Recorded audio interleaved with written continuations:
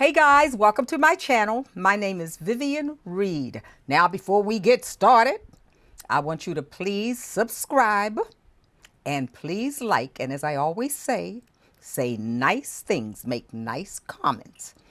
Today we have such a special person. If there was a career that exemplifies the things that you might want to do, how you might want to gauge your career, it would be the career of this person because he has done everything, but he has excelled in all of it. He is a performer, actor, producer, director, choreographer. He's done it all, and he's done it all well. His shows include The Producers, Hello Dolly, 42nd Street, La Cage aux Folles, and the list goes on and on. And also, I might throw in film and television. So I am so happy to have him here in this conversation because this is for young people who need a bit of guidance, or for older people who have been in the business for a while and maybe they just need some guidance as well. So ladies and gentlemen, Mr. Roy Reams. How you doing, Leroy? Well, I'm doing just fine and better for talking with you, Vivian. It's been a while since we've been together, but it's a good reason. Oh, yes, it is. And I think you're the perfect person for this kind of conversation because of the way that you have handled your career, just the way you are, period, just as a person. So let's just jump right into it. What makes you you on the stage? What is it about how you have gauged your career that has given you this kind of longevity?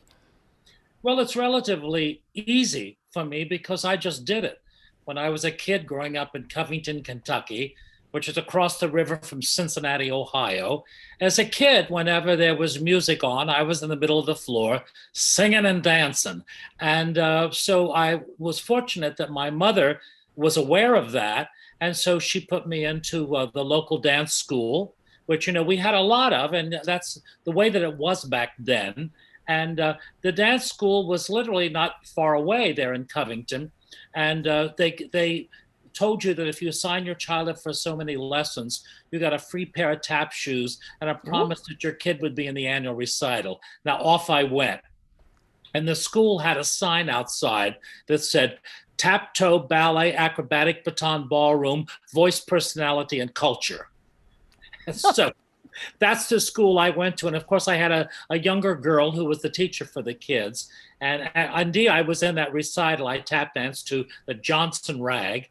And after that recital, the man who owned the school, Jules Stein, killed himself. He committed suicide. I had nothing to do with that. I So hope so. he was gone. And then another dance teacher had just started his school. He was 18 years old. And it was literally a half a block from my house.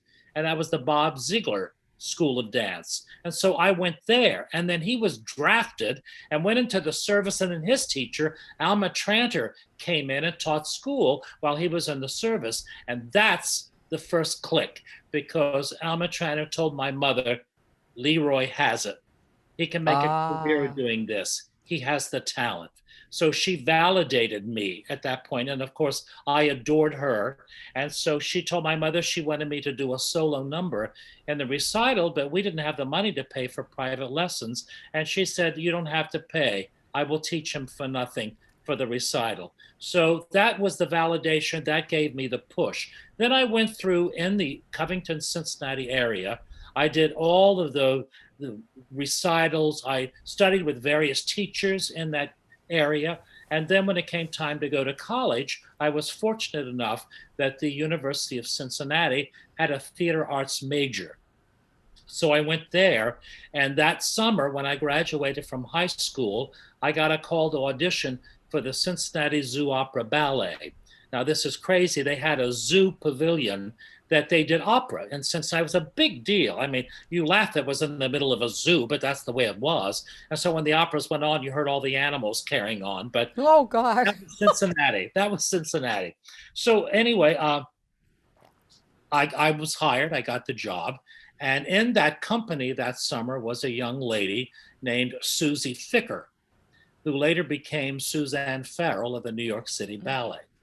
So we became buddies that summer, and her sister was also in the ballet company. And so she said, "Would you like to come and study with my teacher?"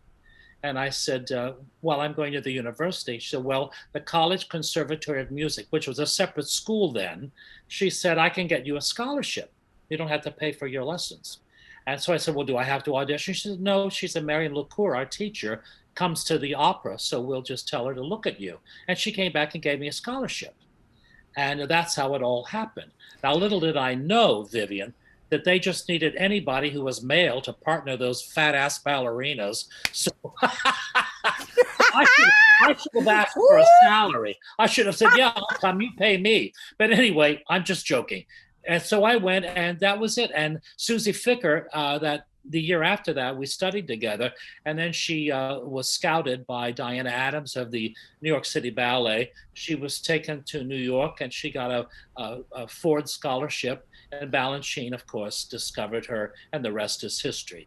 So then my junior year at the university, where I was a theater arts major, I had studied voice at the conservatory also, at the college conservatory. And so the junior year, that college became a college within the University of Cincinnati. So some of my credits passed over. That's how I graduated on time, because I was so busy working. But while I was in college, which was a great thing for me, every story is relative to what makes you successful. I Yes. believe in the college system because it worked for me. First of all, it gave me 4 years to grow up. It gave me 4 years to expand my knowledge.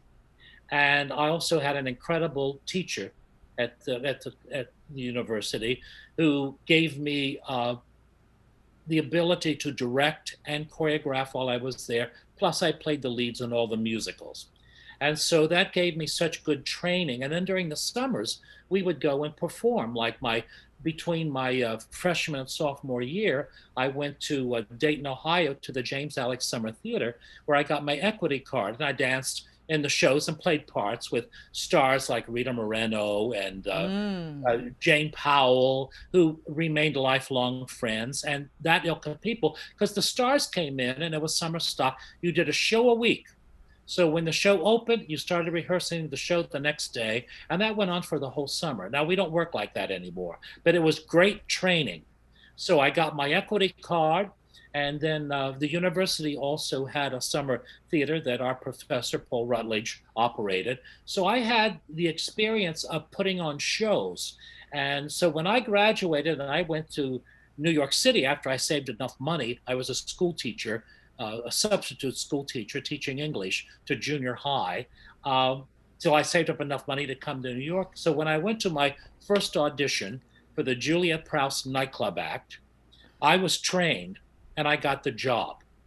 And the reason being was that I had trained to do what I do. And I You had the were ready. experience of working during, my summers of college. So that system worked very much for me. Now, everybody has their own personal story. That's mine. So Okay. I believe in that system because I love the fact that I grew up in those 4 years. Okay, I want to just stop you right there. Let's go back to the fact that you had the support of your mother. Was your father in the picture or? Yes, my father was. Unfortunately, he passed away my freshman year of college. But Okay. it was my mother. My dad, he was a conductor for the Louisville Nashville Railroad, and when he Okay. was home, he was sleeping, and when he wasn't, he was working. So my Okay. father was not very much in my life, and but my mother certainly was, and was the support. Okay, because here's the point I would like to make is that and I'm sure you've heard the stories. A lot of times when you have young people who show a degree of talent and promise, that their parents or a parent, they don't see it because they don't consider show business a job, something where you could make a living. It's considered like something that you play with on the side. You were very fortunate to have a parent who listened to this lady and and supported you. I was very fortunate to have the support of my parents, but a lot of times I have heard the stories The parents don't see it. They don't support their kids. I mean, what does a young person do in a case like this when they may even have a God given talent, a gift, yet it is not supported by their parents? Their parents don't see it. They don't want them to take lessons. They just want them to go off to college, get a degree in something that they consider a job, quote unquote. I mean, what do you say on that?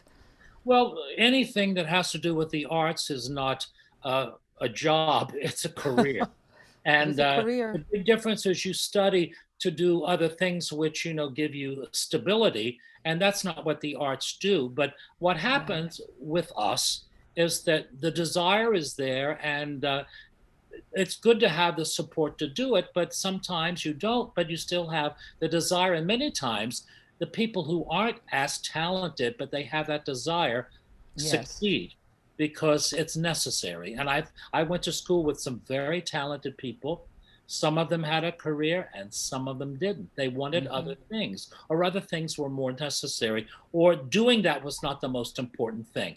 I think when you go into the arts, it has to be so important that you can't do anything else. I remember the first day of class, the professor who became my mentor said, if you can do anything else in life and be happy, do that.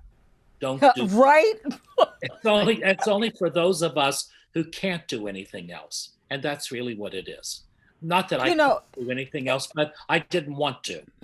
you and see, you that is such a point well made, because I have said several times in these videos that you have to want this like you want nothing else, because there is so much rejection in this business, because that means that every part you go in for, you are not going to get. It boils down to type. And sometimes they will go against the type and hire you if you are that dynamic when you come in the room and you're offering something that they weren't originally looking for. But bottom line is you have to love it. You have to want it. You have to eat, breathe, sleep it. This has got to be the thing that you want utmost in your life. And if you're not there, if you're not feeling what Leroy and I are talking about, this is not the business for you. That's right. Save yourself. Trust me, save yourself. You know, Leroy, I always call this our business a slow suicide. Because, I mean, we're putting ourselves up to be judged every time we go into an audition. But you know what? I don't know about you, but I don't audition that much anymore. But Leroy, when I would go in for an audition, my mindset is it was not that of an audition. I was going in to do the greatest performance of my life. Mhm. There was a huge crowd in front of me, and I was going in to perform. Not Yes. I didn't treat it as an audition. I Yes. treated it as if I were on the stage in a musical or whatever the audition was for, and I was performing. I was giving them everything Vivian Reed had to give. What did you do? Well, I always had the attitude, Vivian, that I was never competing, but Yeah, I was creating, that I was creating. yes. That was the operative word. So when I went, not that I don't go through what all of us go through at auditions, we go through the nerves, the things, and Yes. all of that. But basically, I keep telling myself, look, you've worked very hard. You know what you're doing, and you have to come in prepared. That's foremost. If you say you can dance, be ready to show them. If you say you can sing, be ready to show them. Be ready to show them that you can act. And also have in your book where they're going to say, well, I want a comedy song, or I want to. Mm-hmm. Now, have all of that prepared so that you have it in your book so you're ready to show them. Now, a good story to point this out, when I auditioned for Richard Rodgers for Oklahoma at Lincoln Center, which was the first role in New York that I was auditioning for, and I was told before the audition, do not sing a Richard Rodgers song because Mm-hmm. he's very particular and he doesn't like people who don't sing it correctly or they miss the words or whatever. So I didn't. Now, in my mind, I thought, well, I want to impress uh, Mr. Rogers with the fact that I'm also a singer, not just a dancer. So I decided to show off my voice by singing Leonard Bernstein's Lonely Town. Mm-hmm. So I walked in and with my big voice, went, New York, New York. And he said, I don't want to hear you sing that song. you're auditioning for a comedy character. Don't you have a Oh, comedy song? And I said, well, no, Mr. Rogers. But I said, I know Kansas City. Well, why wouldn't you sing that? You would sing it in the show. And I didn't say, well, they told me not to sing your song. I just said, I'll sing it for you, sir. I sang the song. And then he said, young man. I said, yes, sir. He said, can you dance? I said, yes, sir. He said, show me. And I had a dance routine. And I did the dance routine. And then he said, young man. And I said, yes, sir. He said, is there anything you can't do? And I said, no, sir, there isn't. And I got the job. Vivian, I didn't even read the script. He took me on that. But I mean, the thing is, Lee, is that you were ready. You yes, said just a few minutes ago, know your material. right. Whatever that agent tells you, whatever the breakdown says, you got to go in prepared. And you did exactly what you were supposed to do. They didn't want a Richard Rogers song, so you didn't go in. Right. But here's the thing. They turned around. He turned around and said, I want to see you dance. Can you dance? I want to see you dance. Yes, I can dance. And then you danced. I want to see you do something else. Can you do it? Yes, I can do it. You were ready. And more importantly, you knew you were ready. You were sure that Yes. you were ready. This is everything, guys. Do you hear what Lee is saying? This is everything. Know your material.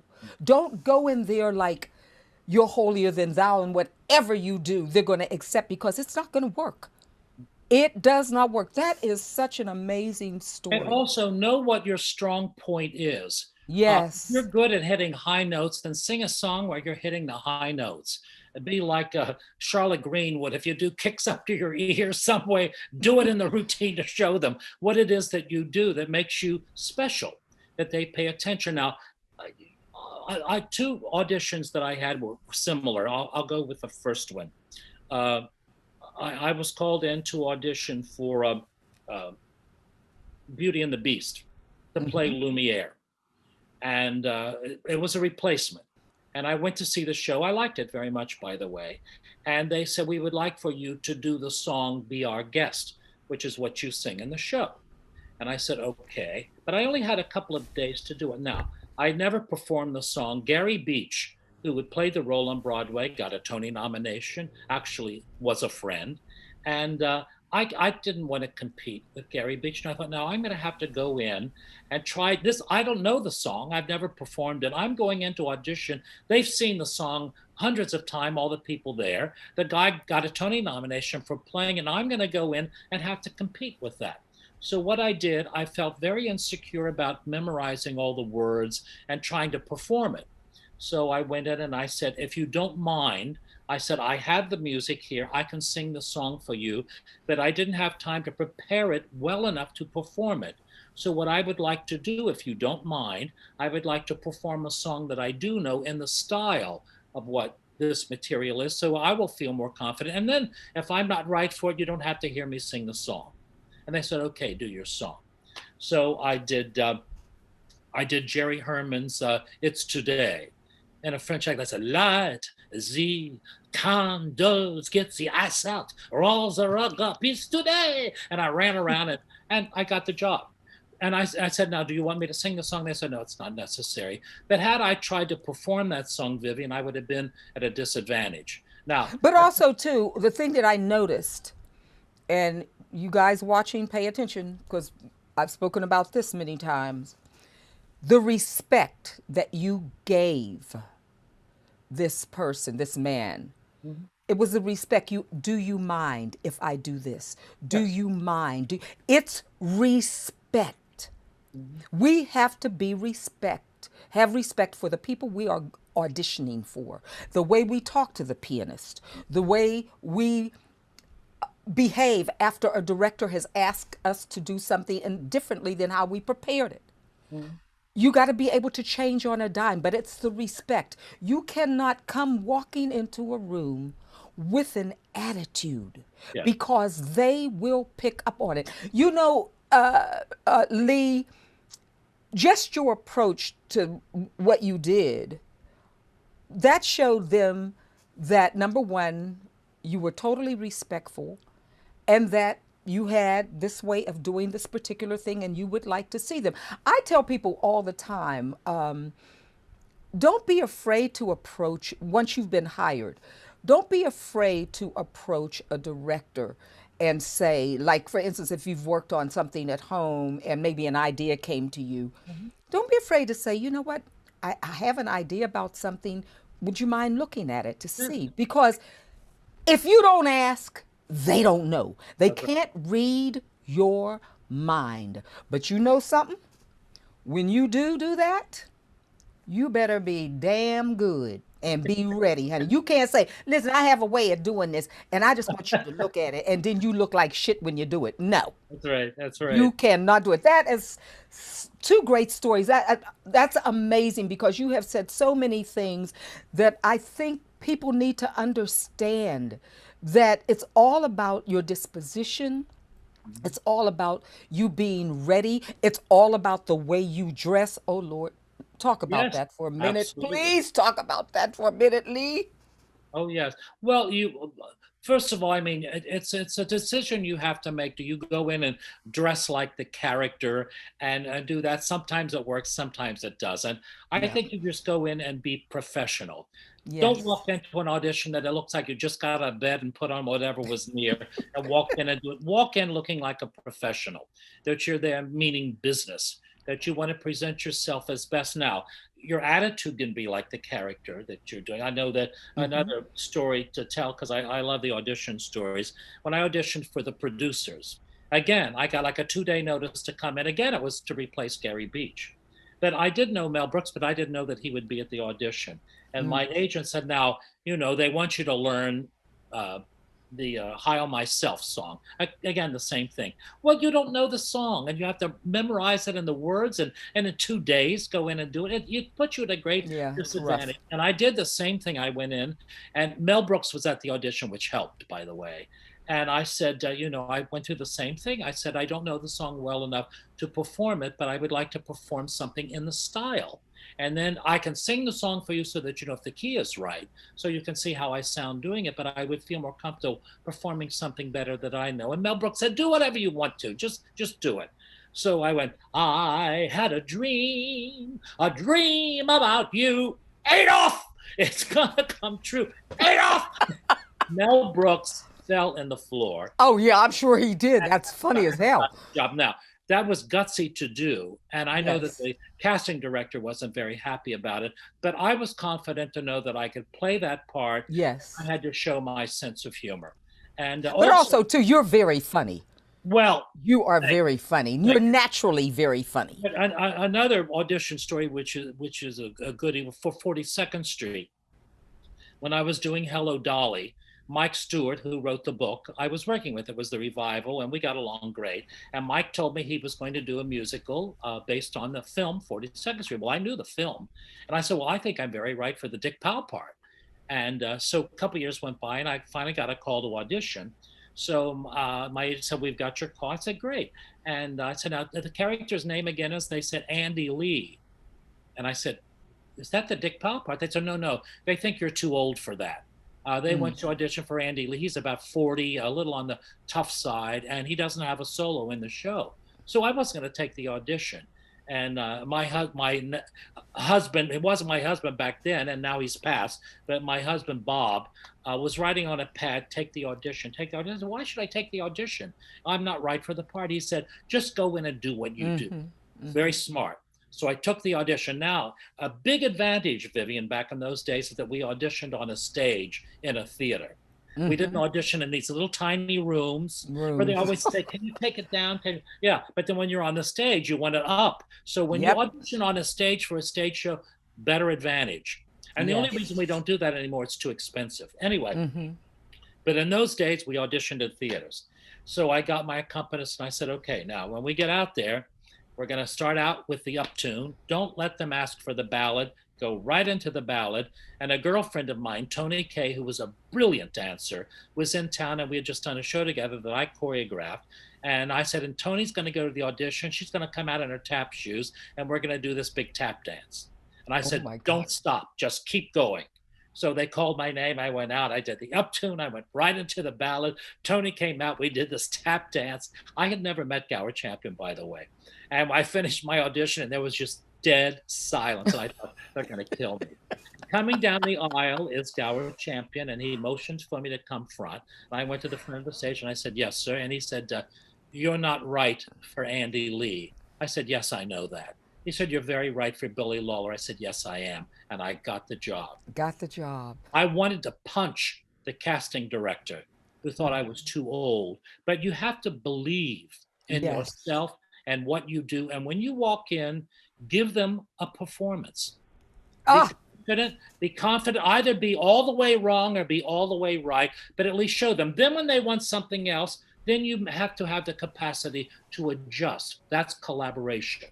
That's what the musical theater is. It's collaboration. Book, singing, dancing, lyric, it all is a collaboration. I went out and did a master class a couple of times, and the students came in and I said, rather than me get up telling you my story, I'd like to make this a workshop. I want you to get up and perform for me, and then I'd like us all to watch, and I'll criticize you, and we'll be like in an audition process. And so the first girl came out, and she had this hair hanging down over her face, and she went to the center, she started to sing, and I said, stop before you even begin. I can't see your face. I said, that's your tool, darling. I had to see it. I said, somebody get a band and pull her hair back. So they pulled her hair back. And then she started singing, and she was uncomfortable with her body. I said, you're uncomfortable and you're not concentrating. I said, put her in a chair, tie her up, pull her hair back. I said, now the only thing you have to work with now is your face. Think about the song, what it means, and tell me the story. Tell me the story. And that's what I did with the students to get them comfortable in their bodies. There's no. How could you tell that she was How could you tell that she was uncomfortable in her body? With her body language, she was afraid to lift her arms or to reach out. What? Yeah, she was uncomfortable moving. But and then another kid, he came out, and he was obviously a gay kid. And he was very intimidating. I got up and I danced with him. And I said, I want you to sing the song to me, and I'm going to dance with you as you sing the song. But we had such a good time in a workshop situation. Like you say, I want the kids to stretch their imagination. I don't want you to be made into this little machine. Like if you're a pretty girl, you're going to play the ingenue. I want you to be in class, and I want you to play the character woman today. And I want the pretty girl to, and I want you all to play things you're not right for, so that you use your imagination, so that when you do have to compete for a role, you're going to go in and you're going to stretch your mind and make your mistakes here in the classroom. Let's all get it out, but then learn how to do it and express yourself and mean what you say. Well, I think the difference is you're a great performer. So you were able to impart with that which you know, that which has worked for you down through the years. Don't you know that a lot of these students are taking workshops with people who don't know what the hell they're doing? They've never been on a stage. I tell people, you want to take a workshop? Okay, if you come across a young person who is considered a great performer, you've looked at their credentials, they've done all kinds of theater, plays, whatever, and they can bring something to the table, I don't have a problem with that. Other than that, get somebody older who's been out there doing it, somebody that brings something to the table. I mean, that's why they enjoyed you, because you yourself are considered a great performer. That makes a lot of difference, Lee. It makes a lot of difference. Because you bring something to the table. It's like when you graduate from college and somebody hires you right away. I personally would want to take a theater class with a person's just graduated from college and they've never been on the stage. What are they going to tell? They could tell me the history. We could discuss the history of theater, but what else are they going to show me? They've never been on a stage. They have a piece of paper. They've graduated. And now you're teaching me what? Well, Vivian, unfortunately, that happens a lot. They stay in the academic thing, but it's the arts. The arts are not academic. They can't. Not at all. And you have to have the people who have done it to know how to do it. And it's also important, I know, with the College Conservatory of Music, I tell them over and over again, you have to build the bridge that those of us who graduate become, you have to bring us back. You have to keep that going so we can tell the students what it's really like, and you learn by working with the great people. I mean, in my Yes. career, Gwen Verdon, Cheetah Rivera, Bob Fosse, Goward Champion, Carol Channing, Ethel Merman, Ann Miller, just name all the names, and how much you learn by doing the work. Yes. And anytime you get a chance to perform and get up on a stage, get up and do it. Get up Performing and do it. arts, perform in school, perform. Every chance you get people up, getting them performing, and let the other people watch it. You can see the mistakes, and then you put it onto yourself. But free yourself so that you're able to do that, if that's what you want to do. And even if you don't, it'll make you a better person. Like the story I told earlier about the two kids that I worked with. Years later, I was doing a performance, and two people came backstage and they said, "Mr. Reams, do you remember us?" And I said, "Well, if you call me Mr. Reams, I must have been in school someplace." And it was the two kids. Now, they did not Ah. become performers, but the girl said, "You changed my life that day." Mm-hmm. She said, "I went out, I got all my hair cut off. I met a guy who found me attractive because of that. And I have a very happy marriage, and I could be happier." And the gay kid said, "And you gave me such confidence. I came out and I have a happy life. And I didn't become a performer. I didn't really have enough talent, but you changed my life. And I'm a happy person because of that session that you made me realize, I am what I am, and use it, embrace You it, know, decorate." that's that's not unlike things that I have done with students or people that I have gone to see perform. You have to love yourself. Hmm. You have to love your instrument.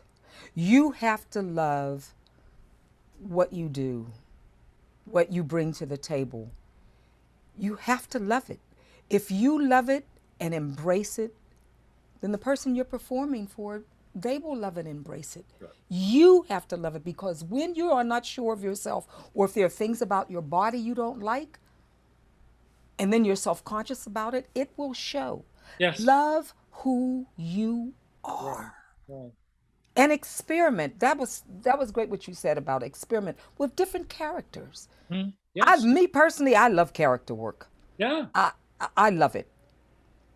I love it. I played a homeless person, a bag lady, and it all started by Graciela Danielle saying to me, she asked me one day, we were doing Marie Christine. She said, "What do you want to do?"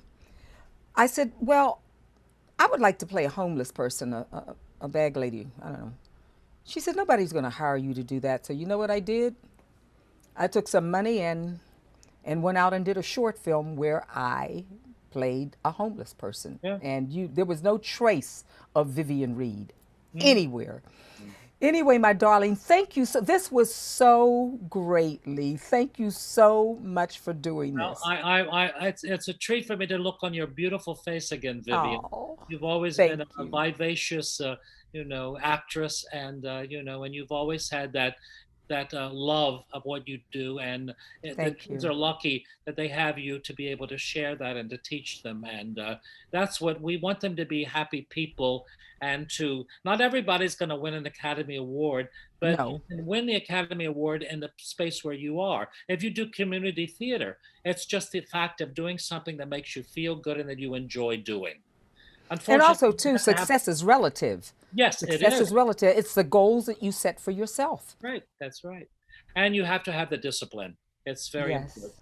You have to have the discipline. So if you get hired for a show, guys, know that you got it over a lot of other people. They wanted you. Mm. That means that you bring all of your professionalism, all of your good, quote unquote, work ethics to the rehearsal process and then to your performance. And when you do that, where your castmates, your cast members can count on you, the director can count on you, the musical director can count on you, the choreographer can count on you, you will work with them again and Right. again. They will always think of you if you're right for something that they're doing. Yes. But having said that, if it is the total opposite of that, you're always late, you're not prepared, you don't do your homework, they're not calling your ass again. Yes. It's not going to happen. And if Because you're now, and you go have ahead, to Lee. be respectful to everybody. To Even when they're everyone. wrong, you still have to respect them because I've seen a lot of very talented people become divas and divos, and I've seen them ruin their careers by not being able to work with other people because they don't ask you back. They They don't. don't. So, And it's about doing the homework. yeah, Doing the homework. When they've staged your scene or whatever you're doing during that rehearsal time, you go home, have dinner, relax, everything, and then pick up that script. yeah, Make sure that you've taken notes, writing down all the directions so that you know what to do. So that when you go in the next day, they can go on from the point they left off the day before. But if they have to backtrack because you have not done your homework, trust me, they don't forget. that's right. That's And right. you just might get fired. Yeah. Anyway, Leroy Reams, thank you, my dear. Such a pleasure talking with you. Thank you for all that you have brought to this business. Now, listen, Leroy, do you have a website? I don't. I Okay. So, but they can see things. I know they can see footage of you on YouTube. Yes, yes. Yes. Okay. Well, thank you again, My Mr. pleasure. Leroy Reams. What a And you're pleasure. gorgeous as ever, Vivian. You are Oh, gorgeous as ever. Really. thank you. Thank you so much. And to those of you who have watched this video, continue to check back because there'll be always new videos coming out all about show business, information that can help you. And don't forget to subscribe and don't forget to like. And I'll see you the next time. Bye. Say goodbye, Leroy. Bye bye. Bye bye. Bye.